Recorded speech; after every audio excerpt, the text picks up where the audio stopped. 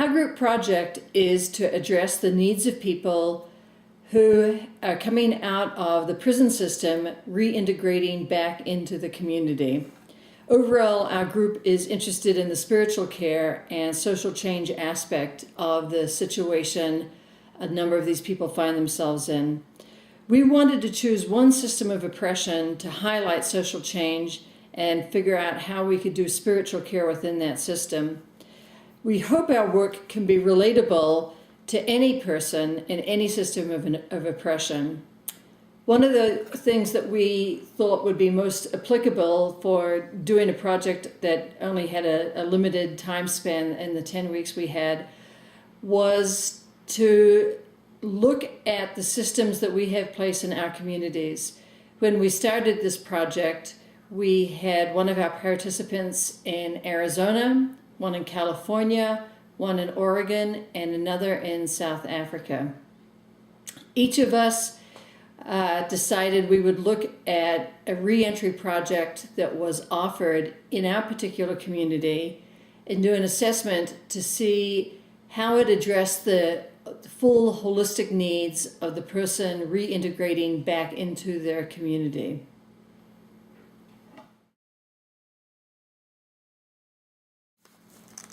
According to the Bureau of Justice Statistics, the number of people released from the federal and state prisons in 2008 was 735,454, with this number increasing annually. Statistics also confirm that roughly 2/3 of these former prisoners will commit additional crimes and return to prison within 3 years of release. Reports from the Bureau of Justice and other government-funded agencies note that the failure of successful integration back into society poses multiple dilemmas, ranging from higher community crime rates to increased tax burdens to pay for the burgeoning prison system. These agencies also acknowledge that return to society is difficult.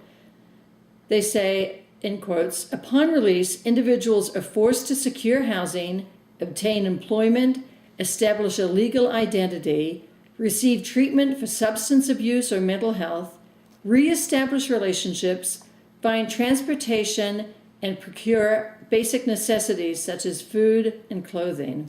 The task is daunting, and few government resources support these endeavors.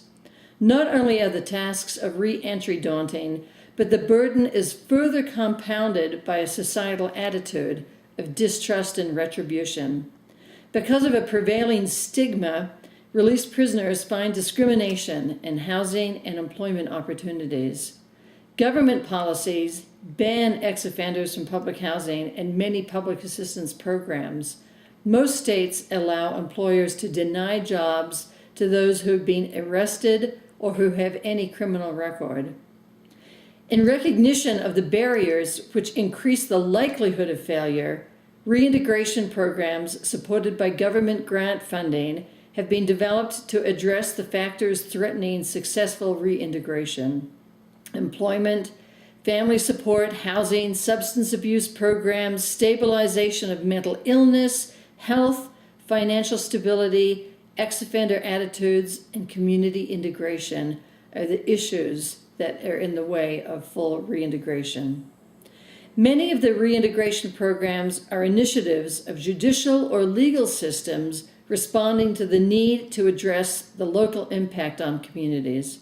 There are also faith-based organizations partnering with state and federal agencies to promote reentry programs. Studies suggest that these faith-based programs may take a more holistic approach to rehabilitation. Because of their history in social welfare, they're more likely to provide guidance and counseling. They're more likely to be willing to help regardless of the individual's background and the type of crime they were involved in. And the faith-based communities often know the neighborhoods that they're working in. There have been few studies that actually examine the effectiveness of the faith-based reentry programs. Part of the dilemma in evaluating these comes from defining what is faith-based. Programs range from those under a religious umbrella that offer a secular program, so that would be called a faith organization, to those with a strong spiritual identity that includes prayer and religious text studies, and that would be a faith-infused program. Most of these groups do not identify spiritual transformation as relevant to the success of their program, but do hope to include a deepening spiritual development as part of their success. Although studies are scarce, there is evidence that faith-based programs do reduce recidivism. Prisoners who were involved in religious support groups while incarcerated are 50% less likely to be rearrested within 2 years of release. Studies evaluating parolees in faith-based programs showed some successful and others not so successful in regards to reintegration, but studies are unable to differentiate between whether faith-based programs are effective because of the faith activities, so the prayer, or because of the faith-based organization that runs them. However, a few recent studies do suggest that programs that attend to and cultivate faith or spirituality are linked to a positive effect on recidivism and reintegration. While there may be no great body of evidence that overwhelmingly proves that spiritual nurturing has a positive effect on recidivism rates, the benefits of it would appear obvious and the harm would be dubious. People are complex, and a holistic approach to any service activity would seem logical. After the hierarchy of basic needs are addressed, which would be food, shelter, safety, the spiritual aspect of reintegrating a person into their family and community, as well as nurturing a self-healing, would be an essential part of the healing between the person released and their community. Our group project is an effort to assess reintegration programs available in the different communities, to identify successful elements, and then to recommend next steps that would enhance the programs. There will be an emphasis on what the faith-based community can offer in terms of spiritual healing and integration.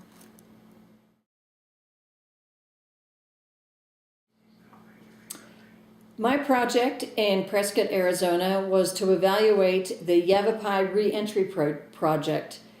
The Yavapai Reentry project was started in Yavapai County 2 years ago, actually back in 2011, but they didn't open for services until 2012.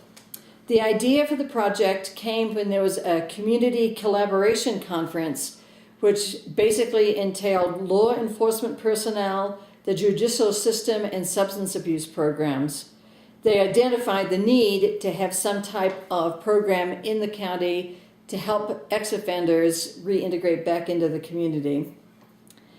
I interviewed the director of the Yavapai Reentry Project.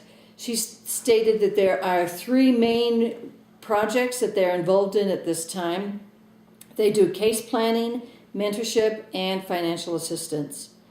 Every 2 weeks, they send a letter out to current prisoners, but each prisoner is only sent 1 letter. Those incarcerated are enrolled in the program by returning the postcard that's attached to the letter they sent. The way they identify who gets the letter is that every 2 weeks they get a list from the parole office on who's going to be released within the next 6 months.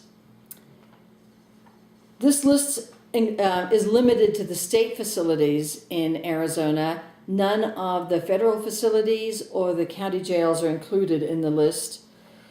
The Yavapai Reentry Project admits they have no way to track the success of the letters they send out. They understand that mail is limited to many of the prisoners. For various reasons, they may not get the mail, they may not be able to read, and they're only allowed to send 1 letter out, and they're not allowed any other access to the jail system. They've tried to get in to talk to prisoners who are going to be released, but the prison system so far has denied them access to the jail system itself. It's estimated that while 20 to 30 people are released into Yavapai County every month, Only 5 to 7 people reply to the Yavapai Reentry project that they're interested by returning a postcard. Hannah Johnson, who directs the YRP, identifies the most pressing need for parolees as housing. Those who want to move home or relocate to this area after leaving the prisons must show they have a residence prior to their release, or their release is delayed. While they must provide an address to the prison system, getting housing while incarcerated is daunting due to the upfront costs of renting and the reluctance to rent to felons. Prisoners have to rely on friends, family, or rehabilitation programs for a local address. Hannah also identifies that the first 2 months are the most vulnerable for parolees. This is made easier if they have a community mentor who has been trained through the YRP. They also work with families and friends with a support group to help them know what to expect from those who are released from the prison system. There's also a large financial burden on new releasees as they have to set up new lives with new clothes, necessities, food, and transportation. It's hard for them to find work, both due to the reluctance to hire felons and to a poor job market in this county. YRP is able to assist with financial aid for many of their needs. Community reintegration is a big issue, according to YRP. There is a community stigma with value-laden identities for felons and criminals. Since the local communities identify released people as dangerous, thieving, and disrespectful, there is a culture of fear regarding those who were incarcerated. Because of this, ex-prisoners tend to avoid community gatherings and keep their past very private. This makes full integration difficult, and many don't have the full support that could make their re-entry successful. YRP states that there are no churches or community groups at this point who are working with them to help with the reintegration projects. They did recently identify the Unitarian Universalist congregation as a supportive group with an active prison ministry program, and they're hoping to, in the future, form an alliance. The YRP is currently near maximum. They have 2 staff people with 70 people who have come through their program since they opened in 2012. They identify the main needs as finding a shelter, which would provide an address for those who need assistance being released, and need for more mentors who will work one-on-one with each parolee for a year after their release. During the experience I had working here in Yavapai County, not only did I talk to the Reentry project, but I spoke with several people who had been released from the prison system. In my line of work, I work with the Veterans Administration hospitals, and a number of the clients that I see are ex-inmates. Because, for legal reasons, I was not allowed to film my interviews with them, but I did have some chance to talk to 3 different people and ask what it was like to come back into the community after being incarcerated for from 4 to 10 years in some of these cases. The main thing that they identified was that there was no way to reintegrate back into the community that was a formal program. They felt very isolated. They felt they had to rely on family, and it was an extra burden on families to have to financially and emotionally support them as they came back into the community. They identified a need for some type of spiritual growth, and that while they didn't use that word, I'm using that word because what they identified were feelings of isolation, loneliness, fear that they might be incarcerated, and just a sense that they didn't know how to reconnect with the communities they were a part of. The next clip is going to be of a woman who is part of my congregation who was incarcerated for 2 years and released just over a year ago back into the community. She had the advantage of having a great support group through our congregation, and identifies that that was one of the elements of successful reintegration. So, can you describe what it was like to reintegrate into the community after incarceration? Well, first coming back, it's kind of scary. It was kind of scary. And I was used to a schedule, a regular schedule every day of what you're supposed to do and what you're not supposed to do. And so that was a little adjustment to have that freedom to do whatever I wanted to do at any time. And coming back into the community, it was just scary. I didn't know how people were going to receive me. I didn't know, even people I had written letters with, I wasn't really sure when I saw them face to face how it was going to be, because I felt like I was very open and everybody knew where I had been, and I didn't really know how people were going to receive me. So it's mostly scary.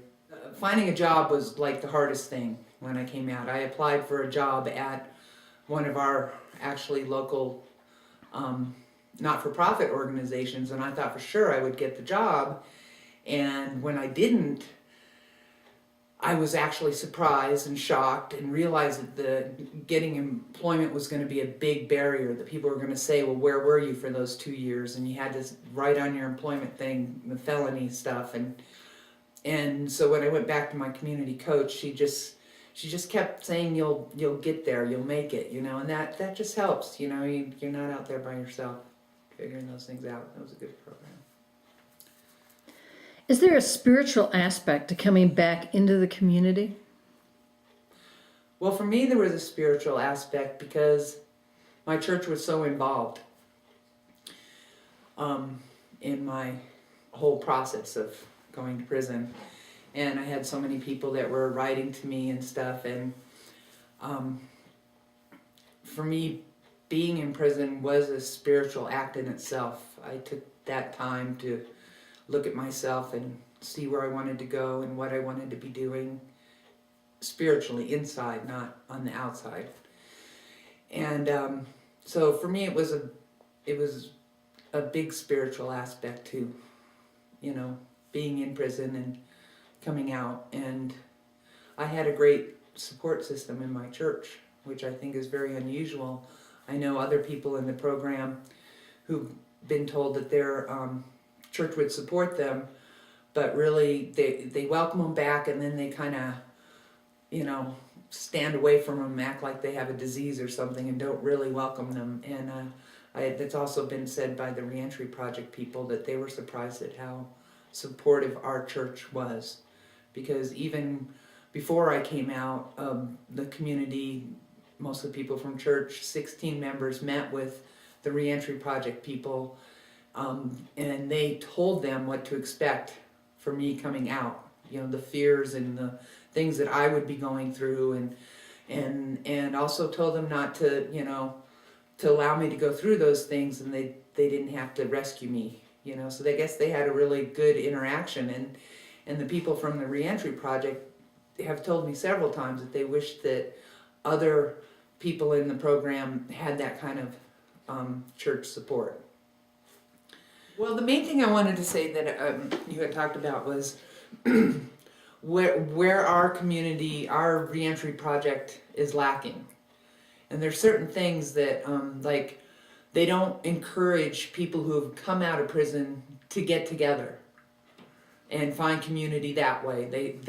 I think they take an approach from the parole and probation department that, you know, people who have gotten in trouble, if they hang out together, they'll get in trouble again.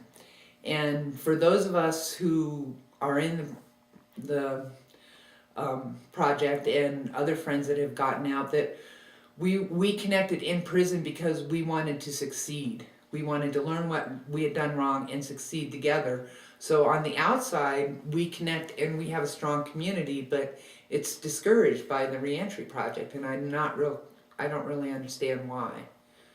I think that's definitely something lacking, and I think that they keep people in little compartments over, you know, separated. They keep the families separated, when I think there's a lot of community out there that could be more supportive, because knowing that you're not alone really changes your whole outlook on whether you succeed or your family succeeds or whatever. And I think there needs to be, they could bring all those people together. I mean, I see them at school and we're all going to college. Hey, how's your first semester? Oh, good. You know, we're all supporting each other. And, oh, well, you're in the project, right? Yeah, it's like a secret, you know. We're not allowed to know. We're not allowed to connect. But we know, and we do connect regardless. The other thing about our reentry project is they have it's good that they have a strict program to get into the community coach program. You know, they really screen people, but I think they screen so fervently that they only go for the people who they know are going to be successful. And I'm not sure that's the criteria that you need. You need people who are trying to be successful as well. And that, you know, may not know what their goals are and may not be able to write an essay or whatever from prison, you know. You need, those people seem to not be supported by the Reentry Project in the community coach program, which I think is really the best program. That's it. Thank you.